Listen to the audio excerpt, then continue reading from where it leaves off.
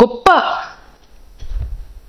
గొప్ప ఆశయంతో, ఒక గొప్ప సంకల్పంతో దేశ చరిత్రలో ఏ ముఖ్యమంత్రి ఏ ముఖ్యమంత్రి, ఏ రాజకీయ పార్టీలు ఎవ్వరూ చేయనటువంటి సాహసం, అలాంటి ఒక చరిత్ర క్రియేట్ చేస్తూ జగన్మోహన్ రెడ్డి గారు తన 5 ఏళ్ల పాలనలో 17 గవర్నమెంట్ కొత్త మెడికల్ కాలేజ్ని తీసుకురావాలని ఆలోచన చేసి దాని తగ్గట్టుగా అడుగులు వేసి మరి కాలేజీలు ప్రారంభించి ఈ విధమైనటువంటి అడుగులు వేసి నిరూపించారు.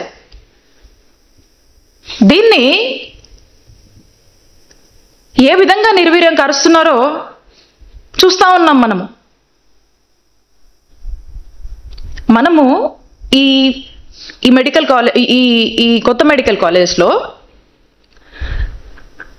ఎవరైతే వైద్య విద్య అభ్యసించాలనుకుంటున్నటువంటి విద్యార్థులు ఉంటారో వీళ్ళకి సంబంధించి మనము మన ప్రభుత్వ రంగంలో తీసుకొచ్చినటువంటి గవర్నమెంట్ మెడికల్ కాలేజ్కి సంబంధించి ఒక సగం ఫ్రీ సీట్స్, ఇంకొక సగానికి మనం కొంత ఫీజు పెట్టాం, ఓ ఫీ స్ట్రక్చర్ పెట్టాం.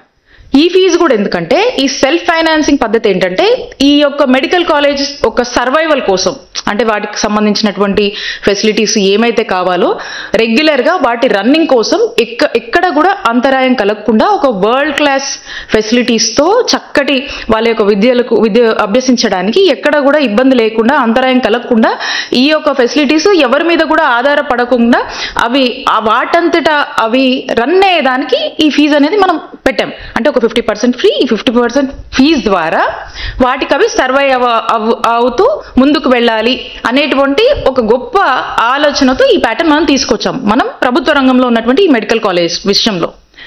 ఇప్పుడు ఈ ప్రైవేటైజేషన్ పద్ధతిలో ఏమవుతుందన్న, ఈ ప్రైవేటైజేషన్ పద్ధతిలో ఇవే మెడికల్ కాలేజెస్ ఏమవుతాయంటే ఏవో కొన్ని సీట్లు ఫ్రీగా ఇస్తారు, ఇక మిగతా సీట్లన్నీ కొన్ని లక్షలకి కోట్లకి అమ్ముకుంటారు.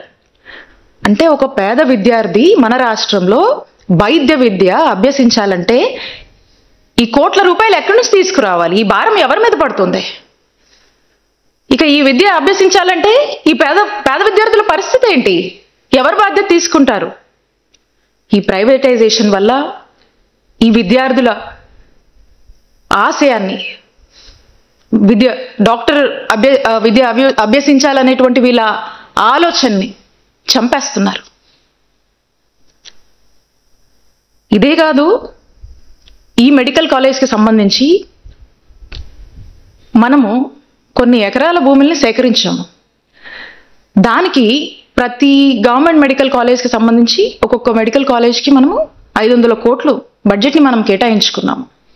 ఇంత కేటాయించి ఆల్రెడీ ఈ ల్యాండ్, కొంత ప్రభుత్వ ల్యాండ్, కొంత మనము అక్వైర్ చేసినటువంటి ల్యాండ్ పెద్ద ఎత్తున ఖర్చు చేసి ఈ ల్యాండ్, మనం లే చేసినటువంటి ఇన్ఫ్రాస్ట్రక్చర్ ఫెసిలిటీసు, మనం చేసినటువంటి రిక్రూట్మెంట్స్ ఇవన్నీ ఇలా ఉండగా దీన్నంతా కూడా చాలా చవక్కి ఈ ప్రైవేట్ వాళ్లకు అమ్ముకుంటూ ఒక వ్యాపారం చేస్తూ ఒక స్కామ్కి తెరలేపారు ఈ కూటమి ప్రభుత్వం.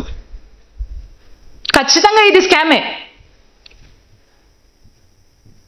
ఇన్ని ఫెసిలిటీస్ మనం క్రియేట్ చేశాక ఏం అవసరం వచ్చింది ఈరోజు మనం ప్రైవేటైజేషన్ పద్ధతికి వెళ్ళి గవర్నమెంట్ కాలేజెస్ని మనం, ఈ మెడికల్ కాలేజ్ని మనం ఎందుకు చంపుతున్నాము? ఇంతమంది హోప్ని ఎందుకు చంపేస్తున్నాము? ఉచితంగా ఇంతమంది ప్రజలకు మనము అందజేయాల్సినటువంటి ఫ్రీ వైద్యాన్ని ఎందుకు మనము ఈరోజు ఒక బిజినెస్ మోడల్లో చూపిస్తున్నాము? అంటే పేదవాడి ఆరోగ్యం పట్ల ఏ మాత్రం కూడా బాధ్యత లేని ప్రభుత్వంగా ఈరోజు కూటమి ప్రభుత్వం వైద్య ఆరోగ్య రంగంలో వ్యవహరిస్తుందని స్పష్టమవుతుంది. ఇదేదో మేమంటుంది కాదు, మీరు వచ్చి గ్రౌండ్లోకి వచ్చి చూడండి. ఈ రాష్ట్ర ప్రజల్లోకి మీరు వచ్చి చూడండి, ఈ రాష్ట్ర ప్రజలు చెప్తారు మీకు.